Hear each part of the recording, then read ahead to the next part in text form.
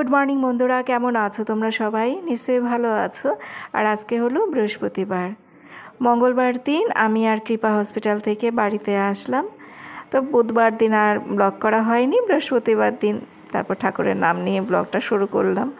আমি তো অনেক দিন মাঝখানে ব্লগ করিনি, তারপরে ব্লগ আপলোড করিনি। 10-12 দিন বাড়িতে ছিলাম না, ওই জন্য বাড়িতে প্রচুর কাজ জমে রয়েছে। এদিকে মেয়েটাও অসুস্থ, মেয়েটার দিকেও খেয়াল রাখতে হয়। মেয়েকে সময় মতো খাবার দেয়া, ওষুধপত্র দেয়া, আর ফাঁকে ফাঁকে ঘরের কাজকর্ম, এই আমার চলছে কদিন ধরে। তো এখানে যে গাছগুলো ছিল সেগুলো সব না ঘরে ছিল তো এতদিন, তো ওই জন্য কেমন যেন শুকিয়ে গেছে। তো ওগুলো সব আবার বাইরে নিয়ে গেলাম। এগুলো এখন কদিন বাইরে থাক, একটু আলো বাতাস পাক, তারপর আবার এগুলোকে ঘরে নিয়ে আসবো। বৃহস্পতিবারে ঘট বসানো হলো, এবার আমি রান্না করতে আসলাম।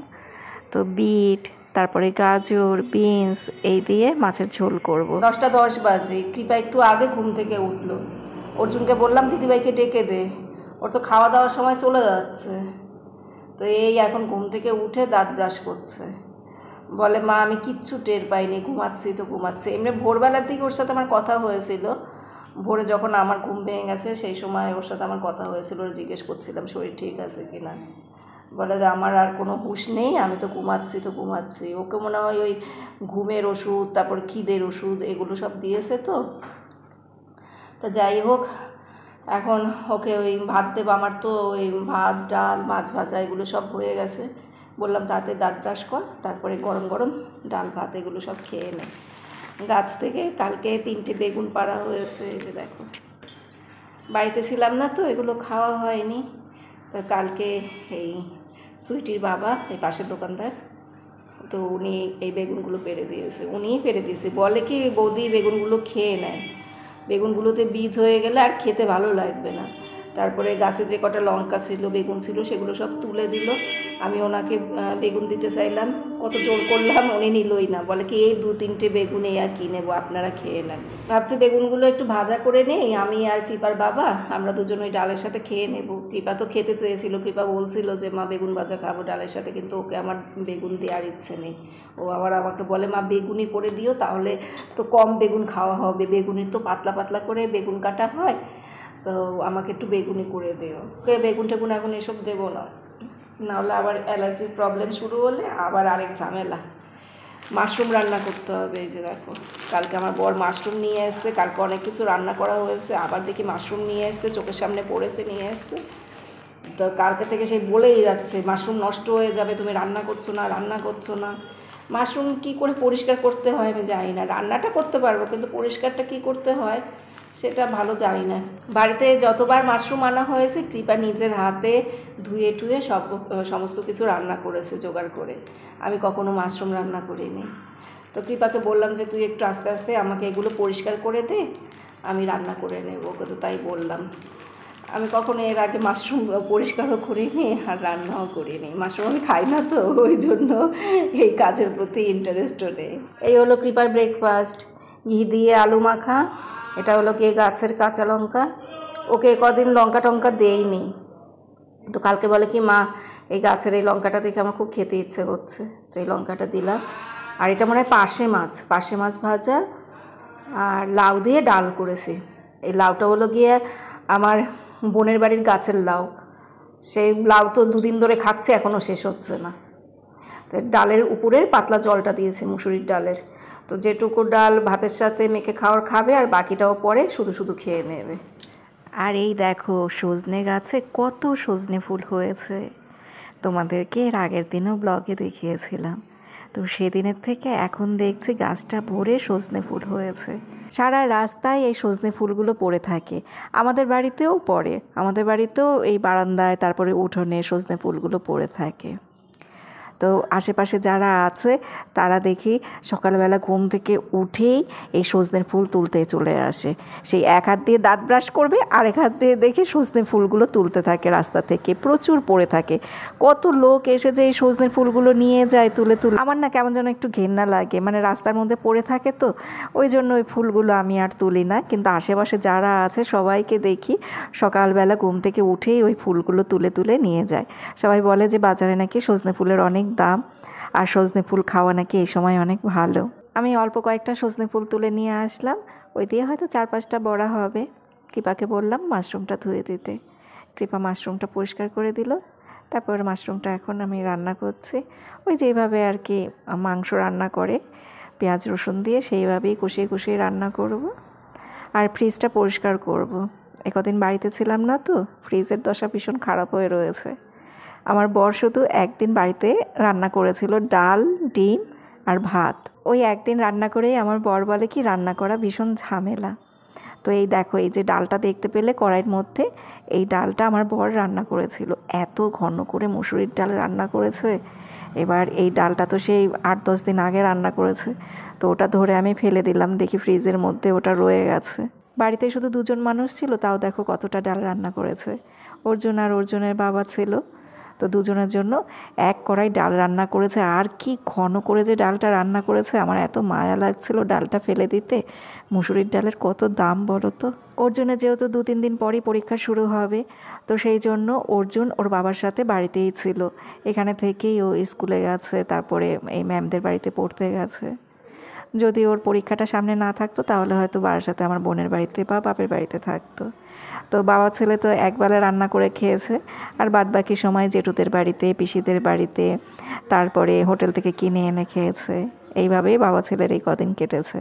বিপদ যখন আসে তখন চারদিক দিয়েই বিপদ আসে। এই দেখো কৃপা অসুস্থ, তারপর ওকে হসপিটালে ভর্তি করা হলো। তো ওর তো মেডিকেল ইন্স্যুরেন্স করা রয়েছে, আমরা সেই টাকাটা পাইনি। অ্যাপোলোর মতো হসপিটালে কৃপা 10 দিন ভর্তি ছিল, তাও আবার সেমি কেবিনে ভর্তি ছিল। কতগুলো টাকার মাথায় বাড়ি। আমাদের এখন সব দিক দিয়ে সময় খারাপ যাচ্ছে। ছেলেটার কয়েকদিন পর ফাইনাল পরীক্ষা শুরু, ছেলেটার দিকে ঠিক মতো কেয়ারও করতে পারছি না। একা একা নিজের লেখাপড়া নিজেই এখন করে। এই হলো পার্শে মাছের ঝোল, গাজর, বিট আর হলো গিয়ে বিনস, এই দিয়ে রান্না করলাম। তো এইভাবে মাছের ঝোল খেতে আমার একটু ভালো লাগে না, এরকমভাবে আমি কোনো দিন রান্না করিনি। আজকে মেয়ের জন্য এইভাবে করতে হয়েছে। মাছের মধ্যে প্রচুর সবজিপাতি দিয়ে মাছের ঝোল রান্না করি। অন্যান্য যেসব সবজি থাকে, পটল, বিনস বলছি, শিম, তারপর বেগুন, এগুলো দিয়ে মাছের ঝোল রান্না করি, কিন্তু এই গাজর, বিট এসব দিয়ে কোনো দিন করিনি। আর এই দেখো বেগুন ভাজা, আর এই যে সজনে ফুলের বড়া মাত্র 5টা হয়েছে, কৃপাকেই দেব। আর এই হলো মাশরুম, মাশরুমে তেল বেশি হয়েছে। এই যে তেলটা একটু কম হলে ভালো হতো। মাশরুম দেখে বুঝতে পারিনি কতটা তেল দেব, রান্না করার পর তো একটুখানি হয়ে গেছে। আর এই হলো লাউ দিয়ে ডাল। আর এই হলো বাজার নিয়ে আসছে। এই হলো কৃপার পথ্য, রুগীর পথ্য, খেজুর, কলা, আঙুর, বেদানা, আমন্ড। কৃপা দেখে বলে একটাও ভালো লাগছে না, একটাও খেতে ইচ্ছে করছে না। নে রাখ। গুড ইভিনিং বন্ধুরা, এখন 4:15 বাজে। তো খেয়ে দিয়ে একটু দুপুরবেলা বিশ্রাম নিলাম। ভাবছিলাম আজকে ভিডিও এডিট করে ভিডিও আপলোড করব, কিন্তু আমার কিছুই করতে ইচ্ছে করলো না। আমি ভিডিও নিয়ে বসেও ছিলাম, বেশ আটগাট হয়ে বসেছি যে ভিডিও এডিট করব, কিন্তু আমার ভালো লাগছে না, কোনো কিছু করতেই ইচ্ছে করছে না। তারপরে ওই অর্জুনের সাথে, কৃপার সাথে ছিলাম ওই ঘরে, একটু টিভি দেখলাম, শুয়েছিলাম, ভিডিও দেখলাম মোবাইলে। এখন এসছি বিকেলের টিফিন বানাতে, আর কুলেখাড়া পাতাটা ওই সেদ্ধ করছি, ওটার জল কৃপাকে খেতে দেব। আমিও একটু খাবো, কৃপাও একটু খাবে। আর টিফিন আজকে বানাবো শাহি টুকরা।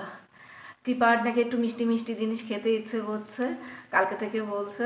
তো আজকে তাই ভাবলাম একটু শাহি টুকরা বানিয়ে দিই, ওই জন্যই সকালবেলা এই ব্রেডটা এনে রেখেছিলাম। আর দুধটাও আমি ফুটিয়ে রেখেছি ভালো করে, যখন রান্না করছিলাম সেই সময় দুধটাকে আমি একটু ভালো করে ফুটিয়ে নিয়েছিলাম। এখন আরেকটু ফোটাতে হবে, ভালো করে ফুটিয়ে একটু ঘন করে নিয়েছি। আর এদিকে ড্রাই ফ্রুটসগুলোও কাটা হয়েছে, এখানে কাজু, আমন্ড আর পেস্তা রয়েছে। এই যে কৃপা এত ড্রাই ফ্রুটস খায় না, পছন্দ করে না এসব একদমই, তো আজকে বলবো খেতে।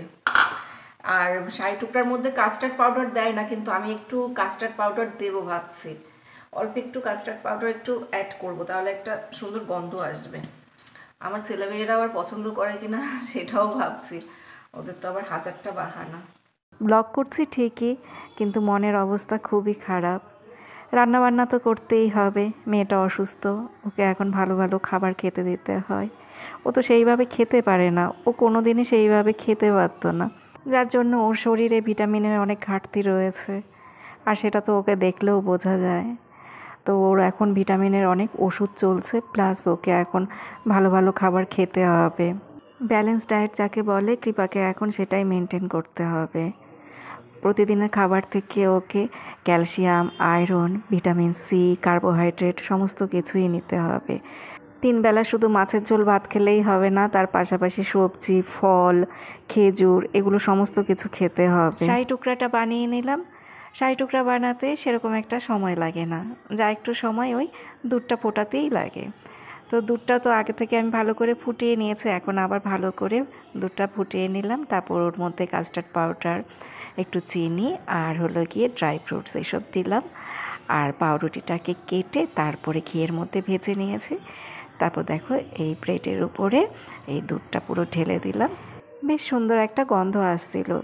ব্রেডটা ঘি ভাজা হয়েছে আর তার উপরে ওই কাস্টার্ড পাউডার দেওয়া দুধটা দেওয়া হয়েছে। এর আগে কখনো আমি এটা বানাইনি, এই প্রথমবারই বানালাম। এর আগে এমনিতে একবার মনে হয় দোকান থেকে কিনে এনে খাওয়া হয়েছিল। বাড়িতে হঠাৎ করে কোনো গেস্ট আসলে এই রান্নাটা বেশ ঝটপট করে করা যাবে। আর এটা করতে সেরকম বেশি কিছু লাগেও না। দুধ পাউরুটি তো আশেপাশের দোকানেই পাওয়া যায়, আর ঘরে যদি একটু কেমন খেলি রে শাহী টুকরা, শাহী টুকরা, প্রাণের টুকরা, দামটা বেশ খাসা, শাহী টুকরা। ভালো হয়েছে? অর্জুনের ভালো লেগেছে? অর্জুন তো মিষ্টি জিনিস পছন্দ করিস না। হ্যাঁ, খেয়ে নাও বাবা, পুরোটা খেয়ে নাও। আর ড্রাই ফ্রুটসগুলো একদম ফেলবে না, ওগুলো সব খেয়ে নেবে চিবিয়ে। 6:30 বাজে এখন। আমার সন্ধে পুজো দেয়া, তারপর পাঁচালি পরে এগুলো সব হয়ে গেল। তো পুজো দিয়ে ওঠার পরে দেখি সেজদা এসছে প্রসাদ নিয়ে। আজকে মন্দিরে অনুষ্ঠান ছিল সেজদার শাশুড়ি মার মৃত্যুবার্ষিকী উপলক্ষে। আমাদের সবাইকেই যেতে বলেছে, কিন্তু আমার বর গিয়েছে আর আমরা তো কেউ যাইনি। মন মেজাজ ভালো নেই, কি আর যাবো, কোথাও যেতেও ইচ্ছে করছে না। বলে তোমরা কেউ গেলে না, তোমাদের জন্য প্রসাদ নিয়ে এসছি, দাঁড়াটা বের করে নিই। কত ভাত, মোচার তরকারি, কুমড়োর তরকারি, পায়েস, মিষ্টি, বাঁধাকপি সব একসাথে মিশে গেছে। অনেক ভাত, গোবিন্দভোগ চালের ভাত। তো আমিও তো ঘরে ভাত রান্না করেছি রাতের বেলার জন্য। ফ্রিজে আজকে আমার ভাত গড়াগড়ি যাবে, দেখবে। এখানে কিন্তু অনেকটা ভাত, তারপর তো আবার রাতের বেলা রান্না হয়ে গেছে, সেই ভাত রয়েছে, এই ভাত, অনেক ভাত রয়েছে। এই ভাত এখন ফ্রিজের মধ্যে গড়াগড়ি খাবে। কালকে আবার শুক্রবার, কালকে তো ধুয়ে মুছে পুরো নিরামিষ রান্না করি। কি করব তাই ভাবছি, ওই ঘর মোছার মেয়েটা আসে না, ওকে দিয়ে দিতে হবে, আর কি করব। এই ব্লগটা পরের দিন থেকে শুরু করেছিলাম। আজকে হলো 14ই ফেব্রুয়ারি, আজকে ভ্যালেন্টাইন্স ডে। তো ওই জন্য কৃপা অর্জুনকে একটু খাবার দাবার এনে দিলাম। এখানে পেস্ট্রি রয়েছে, চিপস, তারপরে রয়েছে ফ্রুটি, আর ঘরে ওই যে ফল ছিল সেগুলোই কৃপা কেটে কুটে নিয়ে বসেছে। বলে মা এগুলো তো আবার আমাকে একটু একটু করে খেতে হবে, একবারে আমি এগুলো কেটে কুটে নিয়ে বসি, তারপর সারাদিন ধরে একটু একটু করে খাবো। ও তো একবারে বেশি খেতে পারে না। কৃপা অনেকটা ফল কেটে ফেলেছে, কৃপা এর 4 ভাগের 1 ভাগও ফল খেতে পারবে না।